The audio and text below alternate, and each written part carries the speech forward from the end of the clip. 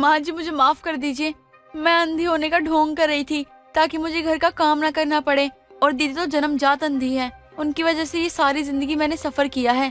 मायके में भी उनकी वजह से मुझे काम करना पड़ता था और यहाँ भी उनकी वजह से मुझे सफर करना पड़ रहा है। देखा ना, मैंने कहा था ना, मिशन सक्सेसफुल अपनाते हैं। ऐसे काम मैं बहुत कर चुकी हूँ। अब तू अपनी बहू को संभाल, इसे मार पीट या मायके भेज दे, मुझे इससे क्या, मैंने तो अपना काम कर दिया। शकुंतला और उसकी पड़ोसन रजनी हॉल में बैठे हुए बातें कर रहे होते हैं। अरे शकुंतला, कुछ भी कर और अपनी बहू का आँख ठीक करवा ले। अगर ऐसा ही रहा तो तेरे घर में आए दिन चोरी होती रहेगी। तू तो जानती है, जब मैंने अपनी बहू को ब्याह कर लाया था तो उनमें से एक की आंखें तो पहले ही खराब थी, दूसरे की आंखें फोन चलाते चलाते खराब हो गई। और डॉक्टर ने तो उसे साफ जवाब दे दिया है कि अब ये जिंदगी भर ऐसी ही रहने वाली है। वैसे इनकी जिंदगी भी कितनी बेकार होती है ना, चारों तरफ इन्हें अंधेरा ही अंधेरा दिख रहा होता है। बेचारों को रंगीन दुनिया भी गमगीन दिखती है। अरे मुझे तो इस बात की चिंता हो रही है कि आगे की जिंदगी ये लोग कैसे काटेंगे। मैंने तो पैसों के लालच में अपने बेटों की शादी अंधी लड़की से करवा दी। पहली बहू तो अंधी थी ही, सोचा उसकी छोटी बहन को भी ले आती हूँ ताकि वह उसकी बातें समझ सके, लेकिन दूसरी भी कुछ दिनों बाद अंधी हो गई। शकुंतला की दोनों बहुएं पास बैठी हुई रजनी और शकुंतला की बातें सुन रही होती हैं। तभी शकुंतला की छोटी बहू मधुरिमा अपनी सास से कहती है, माँ जी मुझे क्या पता था मेरी किस्मत भी मेरी दीदी की तरह हो जाएगी। दीदी को देखकर मुझे बहुत दुख होता था, अब खुद की हालत देखकर मुझे रोना आता है। भगवान की क्या मजबूरी थी जो मुझे जन्म से तो अंधा ही बनाया, लेकिन मेरी बहन, उसको भी अंधा बना दिया। शकुंतला की दोनों बहुएं अंधी थी और दोनों ही बहुएं सगी बहनें थी। दरअसल शकुंतला ने पैसों के लालच में रीता से अपने बड़े बेटे की शादी की थी, तो उसने सोचा कि रीता की छोटी बहन मधुरिमा को भी वो अपने घर की बहू बनाकर ले आए ताकि उसकी बड़ी अंधी बहन को सहारा मिल जाए। लेकिन ऐसा कुछ नहीं होता। शादी के कुछ ही दिनों बाद मधुरिमा की आंखों की रोशनी भी चली जाती है। एक दिन मधुरिमा किचन में काम कर रही होती है, तभी उसकी साड़ी के पल्लू में आग लग जाती है। और जब हॉल में बैठी शकुंतला की नाक में किसी चीज की जलने की बदबू आती है तो वो सबसे पहले किचन में जाती है। अरे बहू, मेरे तो करम ही फूटे हैं जो तुम दोनों ही अंधी हो। ऐसे तो मेरे घर में आग ही लग जाएगी। अरे जल्दी हट, तेरे पल्लू में आग लगी है। कहाँ माँ जी, मुझे तो कुछ दिखाई नहीं देता है। मुझे कैसे पता चलेगा कि मेरे साड़ी के पल्लू में आग लगी है? माँ जी जल्दी से आग बुझाइए ना। तू एक जगह खड़ी रह, इधर उधर करने की जरूरत नहीं है, वरना पूरे घर में आग लगा देगी तू। अब जैसे तैसे शकुंतला अपनी बहू की साड़ी के पल्लू में लगी आग को बुझाती है। तभी रीता भी वहाँ जैसे तैसे पहुँच जाती है और अपनी बहन के साथ हुए हादसे को सुनकर डर जाती है। माँ जी, मेरी बहन ठीक है ना? क्या हुआ उसे? मेरी बहन, तू ठीक है ना? प्रभु, कैसे कैसे दिन दिखाओगे मुझे? दीदी मैं बिल्कुल ठीक हूँ, वो तो माँ जी समय पर आ गई, नहीं तो आज मैं जाने ही वाली थी। देखो बहू, तुम दोनों जाकर अपने अपने कमरे में आराम करो, काम मैं कर लूंगी।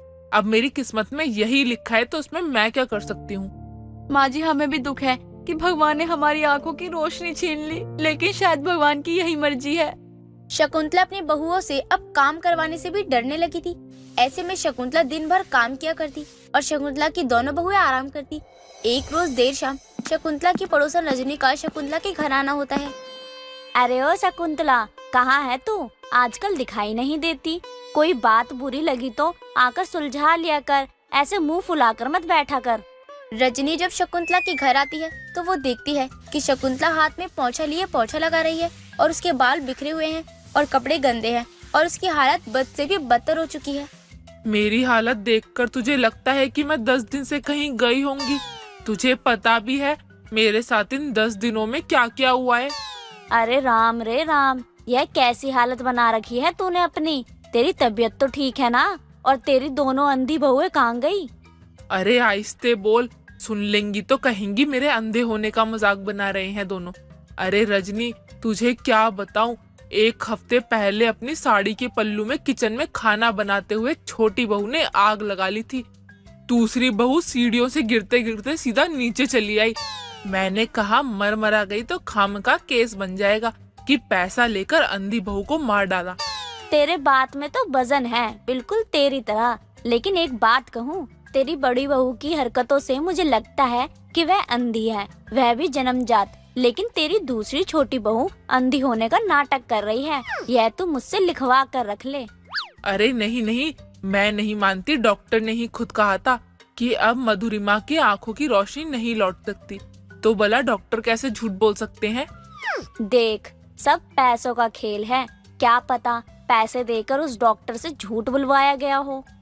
लेकिन अगर ऐसा है तो मैं कैसे पता लगाऊं कि मेरी छोटी बहू अंधी नहीं है? शकुंतला और रजनी ये बात कर ही रहे होते हैं कि तभी वहाँ से मधुरिमा गुजरती है और दोनों ही मधुरिमा को गौर से देखने लगते हैं। तभी मधुरिमा एक टेबल में जाकर टकरा जाती है। अब बता, ये तुझे अंधी नहीं लगती क्या? तू तो मुझे इस उम्र में पाप लगवाएगी, पाप। उसे पता है कि हम दोनों यहाँ खड़े हैं, तभी वह नाटक कर रही है। मेरी बात मान तो इस पर 24 घंटे नजर रख। अगर उससे भी बात न बने तो मेरे पास एक तरकीब है जिससे दूध का दूध और पानी का पानी हो जाएगा। अगर ऐसा है तो तू जल्दी ही इस समस्या का समाधान निकाल, वरना तो मेरी कमर जवाब दे रही है। जो ही 2 साल जीने की सोच रही हूँ, 2 महीने भी कम है मेरे पास।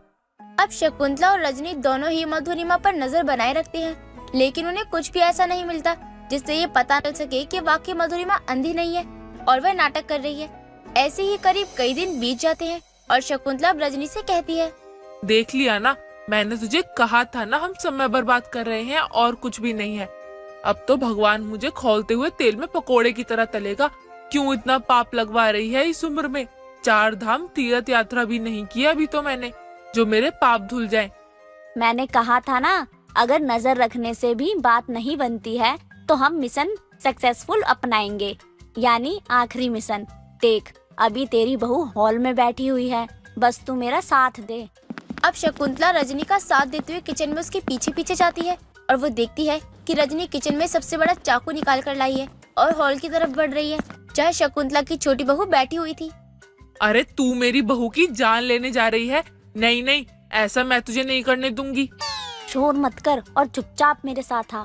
मैं किसी का खून करने नहीं जा रही। इस उम्र में मुझे जेल में जाने का कोई शौक नहीं है।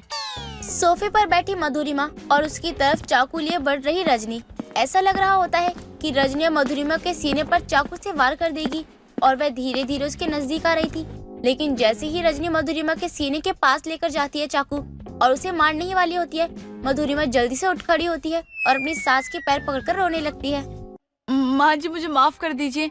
मैं अंधी होने का ढोंग कर रही थी ताकि मुझे घर का काम न करना पड़े। और दीदी तो जन्मजात अंधी है, उनकी वजह से ये सारी जिंदगी मैंने सफर किया है। मायके में भी उनकी वजह से मुझे काम करना पड़ता था और यहाँ भी उनकी वजह से मुझे सफर करना पड़ रहा है। देखा ना, मैंने कहा था ना, मिशन सक्सेसफुल अपनाते हैं। ऐसे काम मैं बहुत कर चुकी हूँ। अब तू अपनी बहू को संभाल, इसे मार पीट या मायके भेज दे, मुझे इससे क्या, मैंने तो अपना काम कर दिया। मैंने रजनी की बात नहीं मानी थी, लेकिन रजनी ने मुझे पहले भी कहा था कि मधुरिमा अंधी होने का नाटक कर रही है। तूने बड़ी बहू को देखते हुए ये सब किया। अपनी बहन से इतना जलती है आखिर क्यों बहू? क्योंकि अभी इसने जैसा कहा कि मायके और ससुराल दोनों जगह इसकी बड़ी बहन के अंधेपन की वजह से इसको काम करना पड़ता था, इसे सुनना पड़ता था, इसे उसकी मदद करनी पड़ती है। इस वजह से इसने भी अंधे होने का ढोंग किया। ठीक है बहू, तुझे जो करना था तूने किया। अब मैं तुझे तेरे मायके छोड़कर आती हूँ।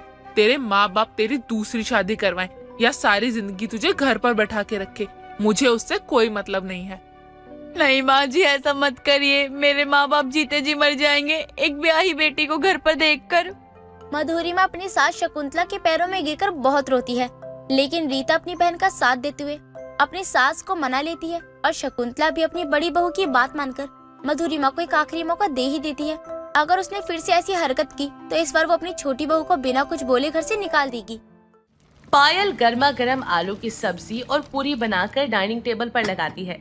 कुछ ही देर बाद पायल का पति वरुण और सास वीरवती खाने के लिए टेबल पर आते हैं। पायल सभी को खाना परोसती है। वरुण जैसे एक निवाला मुंह में डालता है तभी उसका बुरा सा मुंह बन जाता है और वो बोलता है, पायल ये सब क्या है? कितना गंदा खाना बनाया तुमने। अरे सब्जी में कोई स्वाद ही नहीं आ रहा। घर में प्याज टमाटर अगर खत्म हो गए थे तो मुझे बता देती, मैं ले आता। ऐसा लग रहा है ना किसी उबली हुई सब्जी में ना तुमने मसाला वसाला डाल के दे दिया खाने को।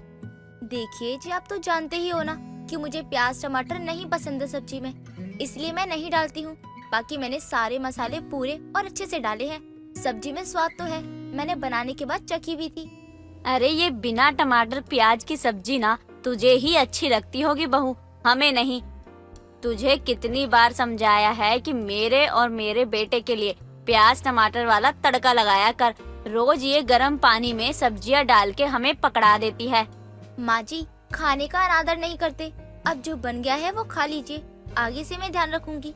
वीरवती और वरुण जैसे तैसे थोड़ा बहुत खाना खा लेते हैं। दोनों रोज पायल को एक ही बात समझाया करते थे, लेकिन पायल अपनी बात से टस से मस नहीं होती और डेली बिना प्याज टमाटर वाला खाना ही बनाती। ऐसी एक दिन पायल जब दाल बना रही होती है, तभी उसके सामने रखे प्याज और टमाटर को देखते हुए बोलती है, छी, कितने गंदे लग रहे हैं देखने में ही। ना जाने लोग इनका तड़का कैसे लगा लेते हैं सब्जियों में। प्याज काटते ही इतना रोना आ जाता है और टमाटर काटो तो हाथ रस से भर जाते हैं। मुझे तो इन दोनों को देखना तक नहीं पसंद है और ना ही इनका तड़का लगा के खाना पसंद है। इनको काटना तो और भी ज्यादा पसंद नहीं है। पायल इतना बोल ही रही होती है कि तभी वीरवती वहाँ पर आ जाती है और बोलती है, टमाटर प्याज को निहार क्या रही है बहू? अगर आज तूने दाल को बिना टमाटर प्याज तड़का लगाए बिना दिया हमें बहू, तो मैं सारी की सारी दाल उठाकर बाहर नाली में बहा दूंगी। आ गई तुझे बात समझ में? और हाँ, सलाद में भी खीरे के साथ टमाटर प्याज काट दियो। देखिए माँ जी, मुझसे नहीं बनेगी ये टमाटर प्याज वाली दाल। एक काम कीजिए, अगर आपको टमाटर प्याज वाली खानी है ना तो खुद ही बना लीजिए, मैं अपने लिए कुछ और बना लूंगी। अरे सत्यानाशी, अगर हमें पता होता कि तू ये टमाटर प्याज से परहेज करने वाली है तो मैं कभी अपने बेटे की शादी तुझसे ना करवाती। जिंदगी के सारे स्वाद ही खत्म कर दिए। सोचा था बहू आएगी तो रसोई के काम से आजादी मिल जाएगी, बना बनाया बढ़िया खाना देगी, लेकिन तू तो ना जाने कौन से देश से आई है, अलग ही स्वाद है तेरे। जा बाहर जा, मैं खुद बना लूंगी दाल। इतना कहकर वीरवती पायल को रसोई से बाहर भेज देती है, जिसके बाद वो बढ़िया से टमाटर प्याज काट कर तड़का लगा देती है, साथ ही सैलेड भी काटती है। सभी लोग खाना खा रहे होते हैं, तभी वीरवती और वरुण कच्चा प्याज टमाटर खाते हैं। ये देखकर पायल का मन उलट जाता है और वो अपनी थाली लेकर उठकर जाने लगती है। तभी वरुण उसे रोकते हुए बोलता है, क्या हो गया? अब तुम कहाँ जा रही हो? आराम से बैठ के खाना खा लो। ये सूखी रोटी क्यों खा रही हो तुम? अरे सलाद लो, दाल लो, दाल देखो कितनी अच्छी बनी है। सूखी रोटी नहीं है, मैंने अपने लिए मिस्सी रोटी बनाई है, बेसन और नमक मसाला डालकर। आप लोग पता नहीं कैसे ये टमाटर प्याज खा रहे हो। आपको ये सब खाता देखकर ही ना मेरा मन बहुत गंदा हो रहा है। ऐसा लग रहा है कि अभी उल्टी आ जाएगी, इसलिए मैं अपनी थाली लेकर अपने कमरे में जा रही हूँ।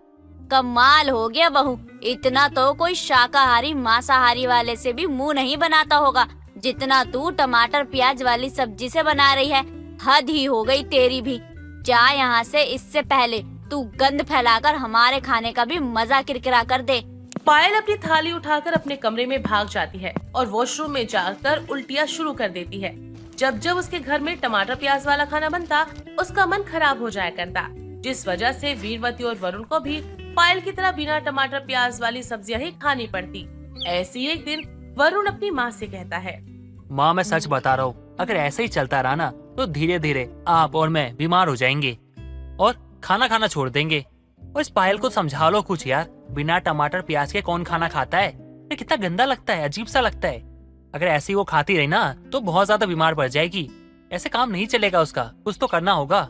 बेटा तू बात तो सही कह रहा है, इस मुसीबत का कोई न कोई उपाय तो निकालना ही पड़ेगा। इतना कहकर वीरवती और वरुण दोनों आपस में एक प्लान बनाते हैं, जिसके बाद अगले दिन वीरवती पायल से कहती है, पायल तेरी तरह हमें भी बिना टमाटर प्याज वाले खाने की आदत हो गई है, तो आज मैं सोच रही हूँ कि तेरे लिए अपने हाथों से बिना टमाटर प्याज वाली शाही पनीर बनाकर दूंगी। बता बेटा, खाएगी ना? क्यों नहीं खाऊंगी, लेकिन आप क्यों बनाएंगी? मैं बना दूंगी ना। तू टेंशन मत ले, मैं बना के दूंगी तुझे। इतना बोलकर शाम को वीरवती बड़े ही अच्छे तरीके से टमाटर प्याज को एकदम छोटा छोटा काट कर मिक्सी में ग्राइंड करके प्यूरी बना देती है और फिर शाही पनीर की ग्रेवी तैयार करती है। वरुण रसोई के दरवाजे पर खड़ा पहरेदारी करता है ताकि पायल वीरवती को प्याज टमाटर का तड़का लगाते हुए ना देखे। शाही पनीर बनने के बाद वीरवती उसे पायल को चखने के लिए देती है और बोलती है, कैसा बना है बहू? अरे वाह माँ जी, इसका स्वाद तो बहुत अच्छा है। कुछ अलग ही स्वाद आ रहा है इसमें। सच में मैंने आज तक ऐसा स्वाद नहीं चखा है। पसंद आया ना तुझे अपनी सास के हाथों का खाना? अब रोज तेरे लिए बढ़िया बढ़िया खाना बनाया करूँगी। आखिर हम सब बिना टमाटर प्याज का खाना खाने वाले जो हैं। इतना बोलकर वीरवती वहाँ से चली जाती है। वक्त गुजर जाता है। अब हर दिन वीरवती अपने हाथों से टमाटर प्याज को कुछ इस तरह से मिलकर सब्जी बनाती कि पायल को पता ही नहीं चलता। धीरे धीरे उसे टमाटर प्याज का स्वाद बहुत ही अच्छा लगने लगता है। ऐसी एक दिन वीरवती पायल के साथ बाजार जाती है। तभी पायल बोलती है, क्यों ले रही हो? हम तो टमाटर प्याज खाते ही नहीं है। फिर अरे बेटा, वह तेरे पास वाली आंटी है ना, उन्होंने मांगे हैं, उन्होंने पैसे दिए थे, उन्हीं के लिए खरीद रही हूँ। घर जाकर उन्हें ही दूंगी। अच्छा ठीक है माँ जी, पर मैं यहाँ से दूर जा रही हूँ। आप जानती है ना कि मुझे ये सब बर्दाश्त नहीं होते। पायल दूर खड़ी हो जाती है। सारी सब्जी भाजी लेने के बाद दोनों सास बहू घर पर आ जाती हैं। अगले दिन जब पायल रसोई में जाती है तभी वो वीरवती को सब्जी में टमाटर प्याज डालते हुए देख लेती है। ये देखकर पायल को बहुत गुस्सा आता है और वो चुपचाप वहाँ से चली जाती है। कुछ देर बाद वीरवती उसे खाने के लिए देती है। तभी पायल गुस्से में बोलती है, नहीं खाना मुझे आपके हाथ का खाना। आप इतने दिनों से मुझे झूठ बोल रही थी ना। क्या हो गया बेटा, ऐसे क्यों बोल रही है? आज मैंने अपनी आंखों से देख लिया कि आप सब्जी में टमाटर प्याज डाल रही थी। आपको पता है ना कि मुझे टमाटर जरा से भी पसंद नहीं है। फिर क्यों डाला आपने? और फिर वही खाना मुझे खाने के लिए भी दे दिया। इसका मतलब तो धोखा दे रही थी आप मुझे। पायल की आवाज सुनकर वहाँ पर वरुण आ जाता है और पायल को शांत करवाते हुए बोलता है, पायल शांत हो जाओ तुम। और तुम माँ पे कैसे चिल्ला सकती हो? माँ जो कुछ भी कर रही है ना तुम्हारी भलाई के लिए कर रही है। अच्छा, झूठ बोलकर टमाटर प्याज वाली सब्जी खिलाना ये धोखा नहीं है तो और क्या है माँ जी? पायल तुम जानती नहीं हो, जिस तरीके का खाना तुम खाती हो ना, वो तरीके का खाना आगे जाके तुम्हें नुकसान दे सकता है। अरे हमारे बॉडी को कार्ब्स, विटामिन, मिनरल्स, इन सब की भी जरूरत होती है। सिर्फ पानी मसाला ये सब बना के सब्जी नहीं बनाई जा सकती। वरुण सही कह रहा है पायल बेटा, मैं तुझे टमाटर प्याज वाली ही सब्जी खिला रही हूँ। क्या तुझे एक बार भी पता चला इस बात का? नहीं ना बेटा, हर चीज को बनाने का एक तरीका होता है, जैसे मैंने बनाया और तुझे खिलाया। पायल किसी की बात का कोई जवाब नहीं देती और गुस्से में पैर को पटकती हुई अपने कमरे में चली जाती है। पायल अब वीरवती और वरुण दोनों से ही बात नहीं करती और अपना खाना खुद बनाती है। लेकिन अब पायल को अपने हाथों का बना खाना बिल्कुल भी अच्छा नहीं लगता था, क्योंकि उसकी जबान पर टमाटर प्याज वाली सब्जी का स्वाद जो चढ़ चुका था, जिस वजह से वो उदास हो जाती है और बोलती है, पहले यही सब्जी मुझे कितनी अच्छी लगती थी और अब ये मुझे एकदम बकवास लग रही है।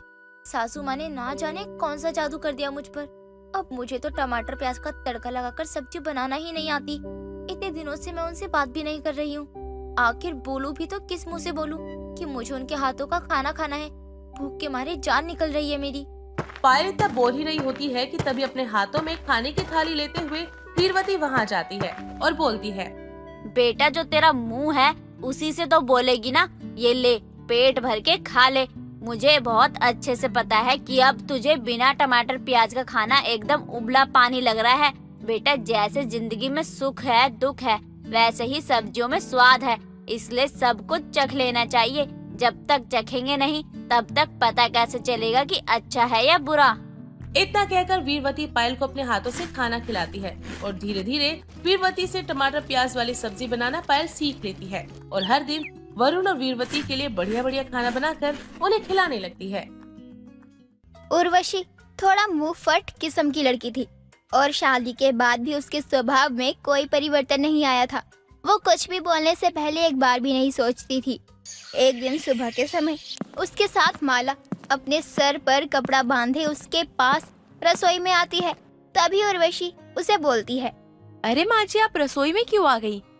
मैं तो खुद आपसे मिलने आपके कमरे में आ रही थी।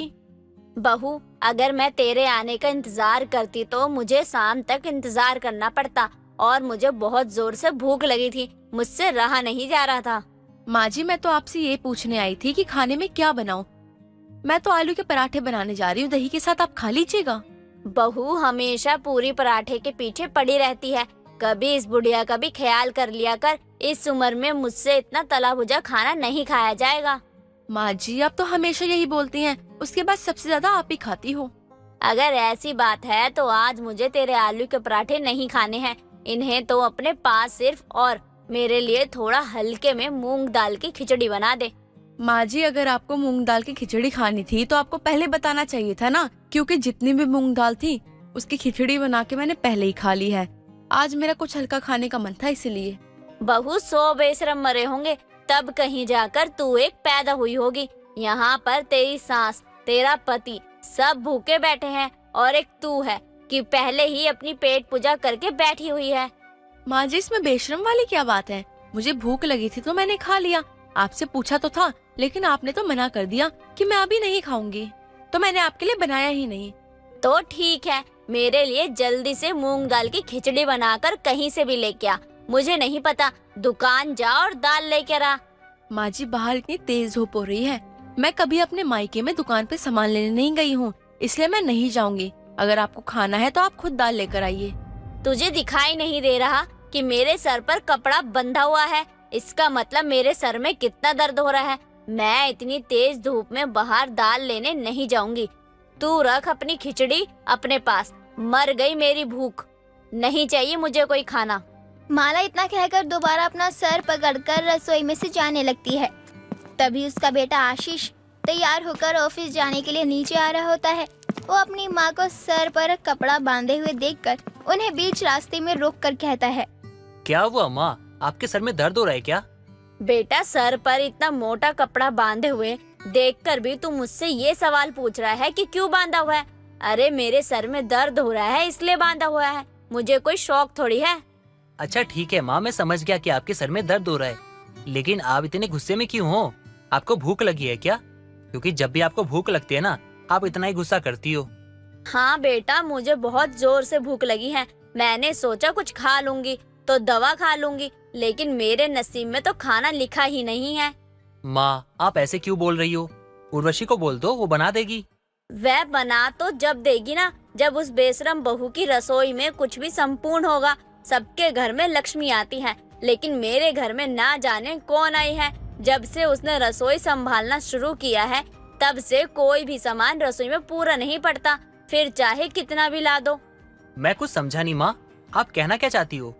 अरे बेटा, तू तो सवाल पूछ पूछ कर मेरे सर में और दर्द कर रहा है। मेरा कहने का मतलब है, मैं गई थी बहू के पास ये कहने के लिए कि मेरे लिए खिचड़ी बना दे, लेकिन उसने बेशरमों की तरह साफ मना कर दिया और बोली कि मूंग दाल खत्म है, जाओ लेकर आओ तभी बनाऊंगी। अच्छा ठीक है माँ, आप शांत हो जाइए, मैं जाकर दाल लेकर आता हूँ, फिर बनवाकर आपके कमरे में लेकर आता हूँ। आप कुछ देर आराम कीजिए। घर में कलेश ना हो इसके चलते आशीष अपनी पत्नी से कोई सवाल जवाब नहीं करता और अपनी माँ को कमरे में भेजकर दुकान पर जाता है और दाल लेकर आता है और उर्वशी को बनाने के लिए दे देता है। दिन बीतते हैं, तभी एक दिन माला की पड़ोसन कमला उसकी घर आती है और देखती है कि वो खाना खा रही होती है। माला की प्लेट में अपनी मनपसंद सब्जी और रोटी देखकर उसका मन ललचाता है। अब खड़ी खड़ी क्या मेरे खाने पर नजर ही मारती रहेगी या आकर मेरे साथ बैठकर खाएगी भी? माला, अब तू मुझे ऐसे बोलेगी? भला मैं तेरी सहेली होकर तेरे खाने पर नजर क्यों मारूंगी? बस तेरी थाली में भिंडी की सब्जी देखकर मेरे मुंह में पानी आ गया। वो क्या है ना कि मेरी बहू को भिंडी बिल्कुल भी पसंद नहीं है और आजकल रसोई उसी के हाथ में है, तो भिंडी खाना तो दूर की बात देखने को भी नहीं मिलती है। चिंता मत कर, मेरे घर में ऐसी कोई परेशानी नहीं है। मेरे घर में सभी को भिंडी पसंद है। यहाँ तुझे देखने को भी मिलेगी और खाने को भी। सच कह रही है तू माला? कहीं तू मजाक तो नहीं कर रही? मेरी सोच इतनी भी छोटी नहीं है कि मैं खाने पीने की चीजों को लेकर भी मजाक करूं या सोचूं कि एक इंसान मेरे घर में एक्स्ट्रा खा लेगा तो मेरे घर में खाना कम थोड़ी पड़ जाएगा। वो तो मैं जानती हूँ कि तू दिल की छोटी नहीं है। चल अब जल्दी से खाना मंगवा भी ले अपनी बहू से कहकर। माला ये बहू उर्वशी को आवाज देकर बुलाती है। बहू देख, तेरी कमला आंटी आई है, जरा उनके लिए थाली में खाना लेके आ जा। माँ जी, कहाँ से खाना लगा कर लाऊं? अब रसोई में एक भी रोटी नहीं है। कमला आंटी को बोले जाकर अपने घर खाए और यहाँ पे खाना खाने की जरूरत नहीं है, और उन्हें पहले से बता कर आना चाहिए था ना। बहू, ये क्या तमीज है बाहर के लोगों से बात करने की? तू तो सच में ही बहुत बेशरम हो गई है।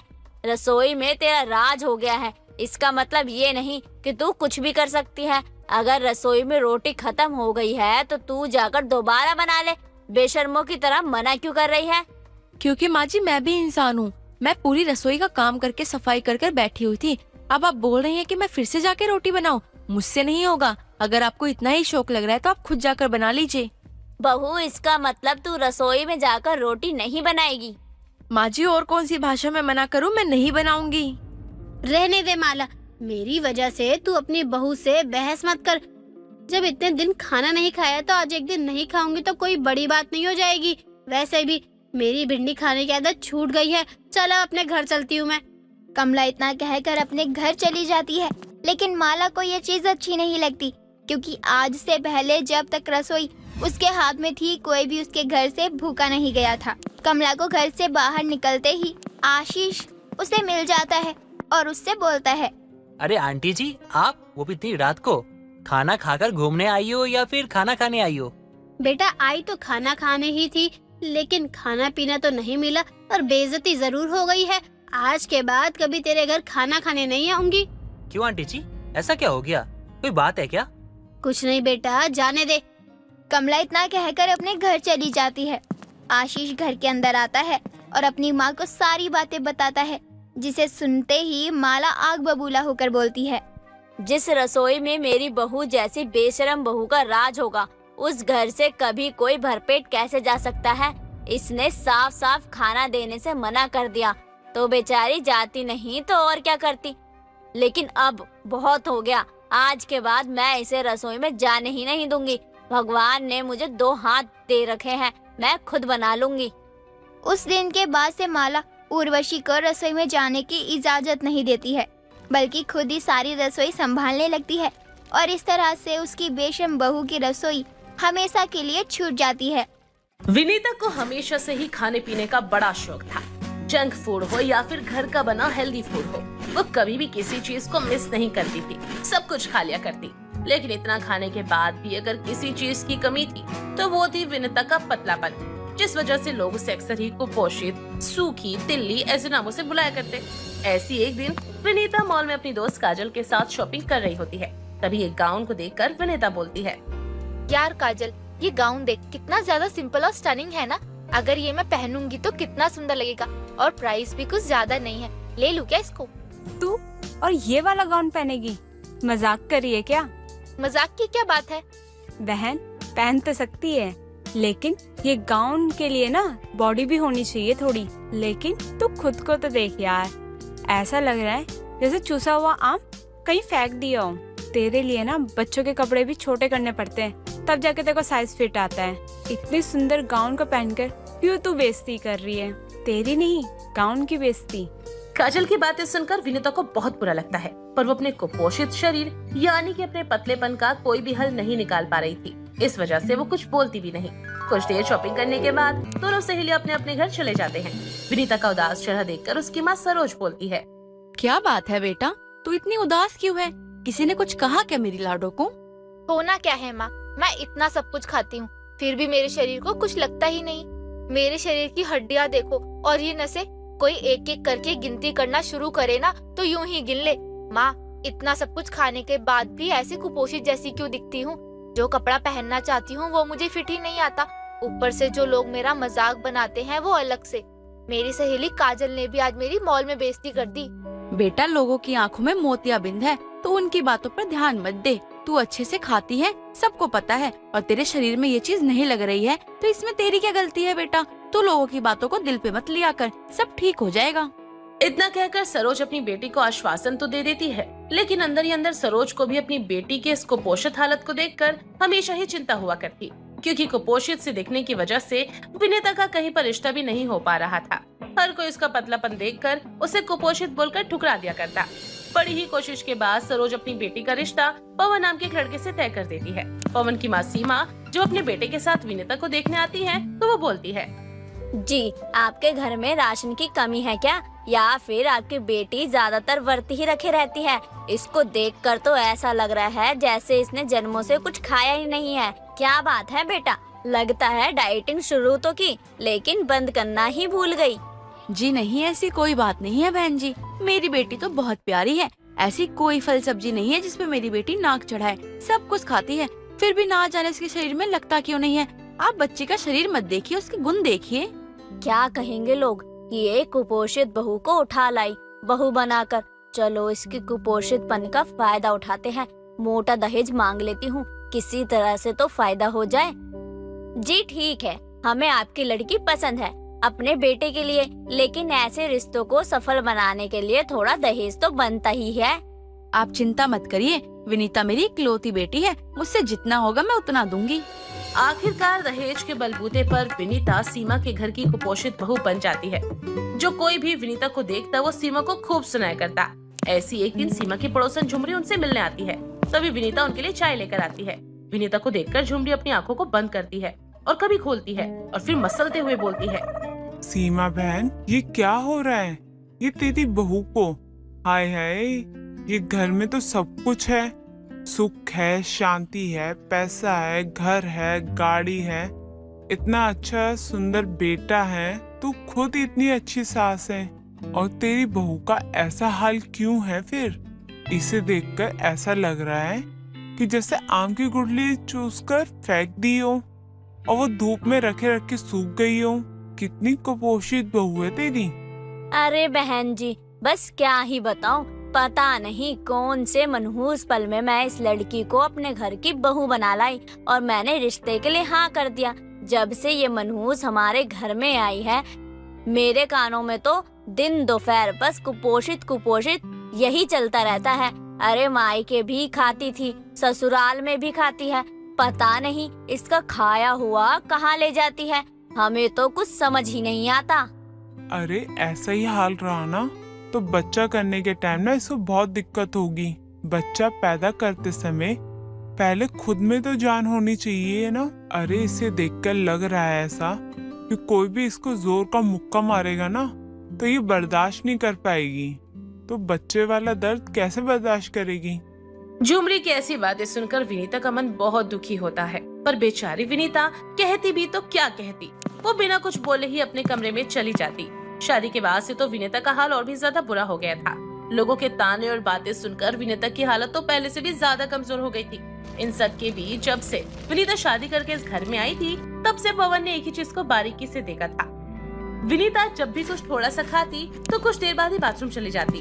ऐसे ही अपनी पत्नी को परेशान देखकर पवन को बहुत बुरा लगता और वो एक दिन विनीता से बोलता है, विनीता एक बात बताओ, तुम कुछ भी खाती हो तो वो तुम्हें डाइजेस्ट क्यों नहीं होता है? मतलब तुम्हें किसी चीज की दिक्कत हो या परेशानी हो जो तुमने कभी किसी को बताई ना हो, ऐसा कुछ भी है ना जो तुम्हें दिक्कत दे रहा है तो तुम बता सकती हो मुझे, क्योंकि मैं तुम्हें देख रहा हूँ आजकल तुम बार बार वॉशरूम की तरफ जाती हो। हाँ, कुछ भी खाती हूँ तो मुझे कुछ देर बाद वॉशरूम में फ्रेश होने के लिए जाना पड़ता है, पर ये बात तो बिल्कुल नॉर्मल ही है। तो मैंने कभी इस बात पर कभी गौर ही नहीं किया, क्योंकि हमारी बॉडी से जितना भी यूरिन पास होता है, जितना ज्यादा हम फ्रेश होते हैं, हमारे लिए उतना ही हेल्दी होता है ना। नहीं विनीता, ये कोई नॉर्मल बात नहीं है। फ्रेश होना एक अच्छी आदत होती है, लेकिन खाने के तुरंत बाद या कुछ देर बाद वॉशरूम जाना ये गलत होता है। हम कल ही डॉक्टर के पास जाएंगे, ठीक है? तुम तैयार हो जाना। अगले दिन पवन विनीता को लेकर एक अच्छे से हेल्थ स्पेशलिस्ट डॉक्टर के पास ले जाता है। डॉक्टर विनीता से काफी देर तक बातचीत करते हैं, जिसके बाद डॉक्टर विनीता के बहुत सारे ब्लड टेस्ट और अदर टेस्ट भी करते हैं और सभी रिपोर्ट्स आने के बाद डॉक्टर पवन और विनीता को बताते हैं, देखिए, आपने शायद गौर नहीं किया होगा, लेकिन आपका जो डाइजेस्टम सिस्टम है ना, वो वर्क नहीं कर पा रहा सही से। कहने का मतलब ये है कि आप जो कुछ भी खाओगी लेकिन पचा नहीं पाओगी। खाने के तुरंत बाद वो आपकी बॉडी से बाहर निकल जाएगा, इसलिए आप कुछ भी खा लोगी तो भी वो आपको सूट नहीं करता, क्योंकि वो आपके बॉडी में रहता ही नहीं, तो सूट कैसे करेगा। इसे कई लोग कॉन्स्टिपेशन या फिर बोल्टिंग जैसे इशू के नाम से भी बुलाते हैं, लेकिन सभी का ऐसा नहीं होता। कुछ लोगों का डाइजेस्टिव सिस्टम अच्छा भी होता है, आम लोगों के मुकाबले में थोड़ा वो फास्ट भी होता है। आप अब चिंता मत कीजिए, मैं आपको दवाइयाँ दे दूंगा और धीरे धीरे आप रिकवर कर जाओगी, लेकिन जैसा जैसा हम बताएंगे आपको वैसा वैसा करना होगा। इतना कहने के बाद डॉक्टर विनीता के लिए कुछ सप्लीमेंट्स और एक डाइट चार्ट के साथ कुछ योगा करने के लिए भी उसे बताते हैं। पवन विनीता के लिए सप्लीमेंट लेकर योगा की हर अच्छे से चीजों को फॉलो करवाता है और 2 ही महीनों में विनीता का शरीर बहुत अच्छे से बढ़ना शुरू हो जाता है। धीरे धीरे उसकी पर्सनैलिटी भी बहुत सुंदर हो जाती है और अब कोई उसे कुपोषित या फिर सुकड़ी कहकर नहीं बुलाता। विनीता का ये बदलाव देखकर सीमा और सरोज दोनों ही हैरान रह जाते हैं। ऐसी एक दिन पवन सरोज को घर बुलाता है और उन्हें विनीता की कंडीशन के बारे में सब कुछ बताता है, जिसे सुनकर सीमा बोलती है, हे भगवान, कितने गलत थे हम लोग। बहू बेटा मुझे माफ कर दे। मैं तेरे कुपोषित होने का कितना मजाक बना रही थी।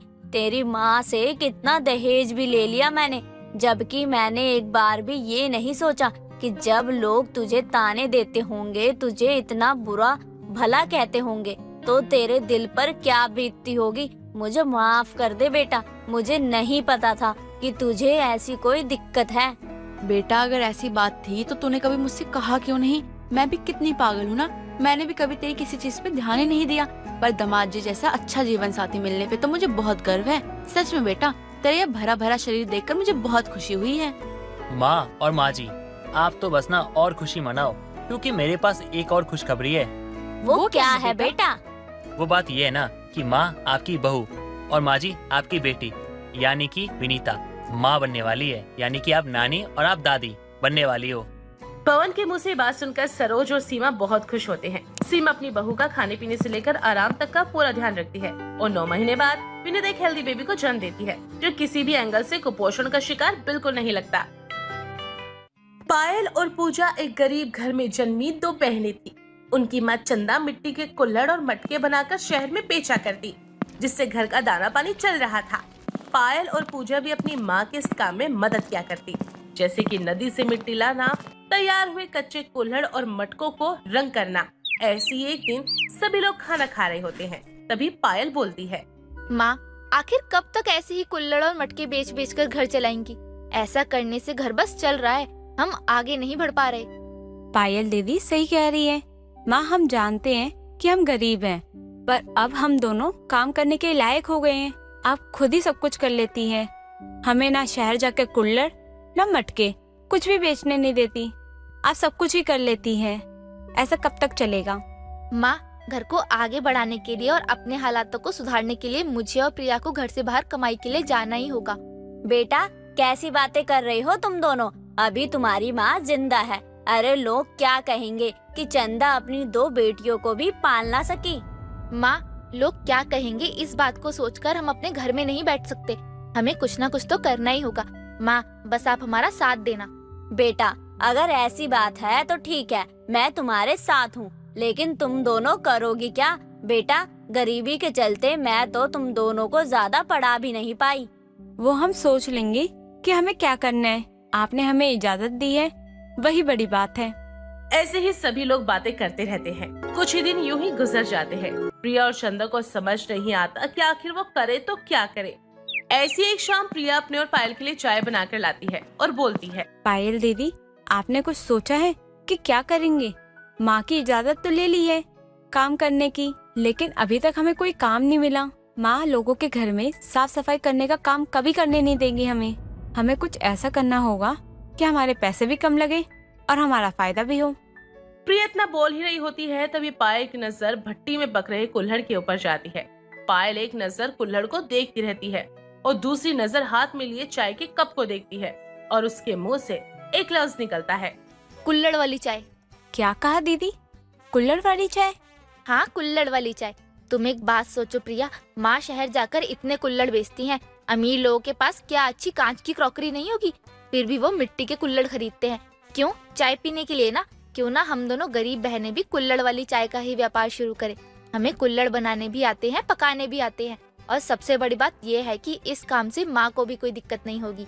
हाँ दीदी तुम सही कह रही हो। दोनों गरीब बहनें कल से ही कुल्हड़ की चाय बेचना शुरू कर देंगे। ऐसे ही शाम को जब चंदा घर पर आती है, तभी प्रिया और पायल उसे कुल्हड़ चाय बेचने के विचार के बारे में बताती है, जिस पर चंदा बोलती है, ठीक है बेटा, अगर तुम दोनों कुल्हड़ चाय बेचना चाहती हो तो मुझे कोई एतराज नहीं है, मैं तुम्हारे साथ हूँ। अपनी माँ की बात सुनकर प्रिया और पायल दोनों ही बहुत खुश होते हैं। अगले ही दिन से दोनों बहनें कुल्हड़ चाय का ठेला लगाने के लिए जिन जिन चीजों की आवश्यकता होती है वो सारी चीजें इकट्ठा कर लेती हैं और 2 दिन के भीतर ही अपना कुल्हड़ चाय बेचने का टी स्टॉल लगाना भी शुरू कर देती हैं। शुरुआत के कई दिनों में प्रिया और पायल के पास बस सारा दिन 1 या 2 ही ग्राहक आते, जिसे देखकर प्रिया उदास होने लगती और बोलती है, पायल दीदी मुझे लगता है कि हमारा जो गरीब दोनों बहनों का कुल्हड़ चाय बेचने का स्टॉल है ना, वो सफल नहीं हो पाएगा। देखो ना सारा दिन हो गया, बस 1-2 लोग ही आ रहे हैं। प्रिया हौसला रखो, तुम देखना सब कुछ बहुत अच्छा होगा। हमें लोगों को अपने कुल्हड़ चाय की तरफ आकर्षित करना होगा, तभी हमारे ग्राहकों की गिनती बढ़ेगी। दीदी क्यों ना हम चाय के साथ बिस्किट फ्री देना शुरू करें, शायद ग्राहक आना शुरू हो जाए। ठीक है, ऐसा ही करते हैं। इसी तरह पायल और प्रिया अपने ठेले के बाहर लिखकर लगा देती हैं, कुल्हड़ की चाय के साथ बिस्किट फ्री मिले। इससे उनके ग्राहकों की संख्या थोड़ी बहुत तो बढ़ जाती है, पर जिस तरीके से दोनों गरीब बहनें चाह रही थी कि चाय की बिक्री हो जाए, अभी उस तरीके से वो हो नहीं रही थी। वक्त गुजर जाता है। ऐसी एक दिन पायल अपने ठेले पर बिस्कुट वाला ऑफर हटाकर बड़े बड़े अक्षरों में लिख देती है कि अगर चाय का स्वाद पसंद न आए तो आपके पैसे वापस, वो भी डबल करके आपको वापस दिए जाएंगे। इस बात को पढ़ते ही प्रिया बोलती है, दीदी ये आपने क्या लिखा है?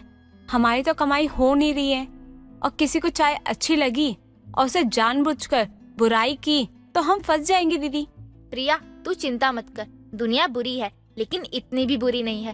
तू देखना, इस ऑफर को पढ़कर दुनिया भागी चली आएगी और दो बहनों की कुल्हड़ वाली चाय का ये स्टॉल ना एकदम दौड़ने लगेगा। पायल जैसे रहती है ठीक वैसा ही होता है। अब इस ऑफर के बाद प्रिया और पायल के पास ग्राहकों की लाइन लगना शुरू हो जाती है, क्योंकि चाय बेहद ही स्वादिष्ट थी।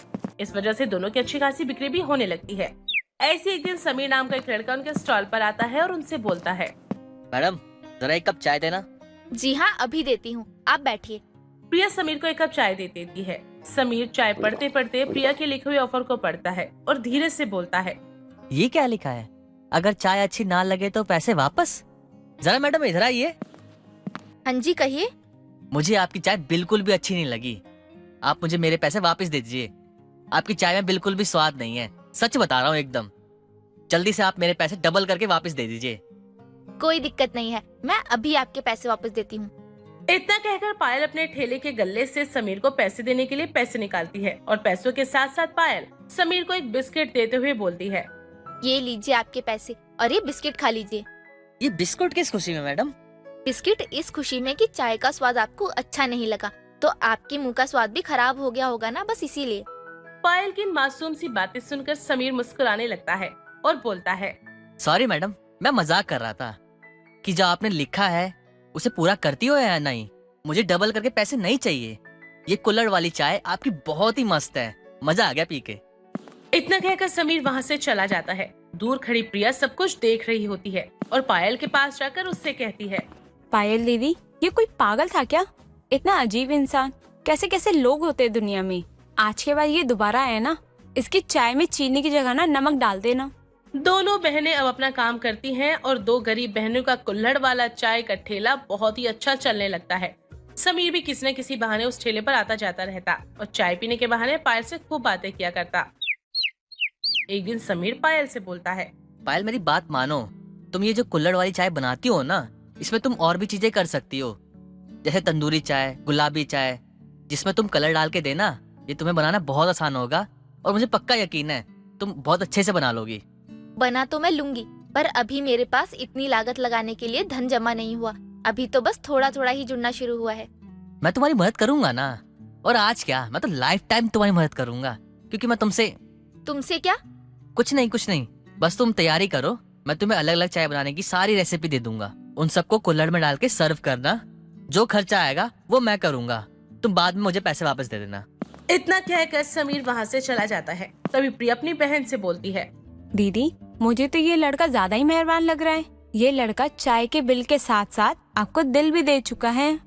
प्रिया की बात सुनकर पायल शर्माकर टमाटर की तरह लाल हो जाती है और वो पायल को अलग अलग तरीकों की चाय बनाने की सारी रेसिपीज के बारे में बता देता है और जरूरत अनुसार सामान भी ला देता है। अब दो गरीब बहनों की कुल्हड़ वाली चाय के ठेले पर कुल्हड़ चाय के अलावा तंदूरी चाय, गुलाबी चाय, कश्मीरी चाय, मसाला चाय, सभी तरीकों की चाय उपलब्ध है। देखते ही देखते प्रिया और पायल का ये व्यापार दुगनी तिगनी रफ्तार से बढ़ने लगता।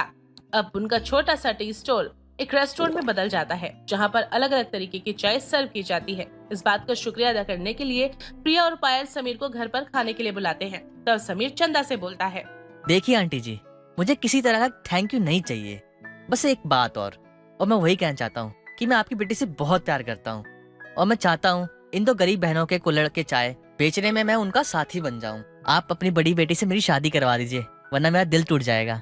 चंदा समीर की बात सुनकर पायल का हाथ बड़ी खुशी से उसके हाथों में दे देती है और यूं ही दो गरीब बहनों का व्यापार चलता रहता है और वो अपना जीवन सुखी से बिताते हैं।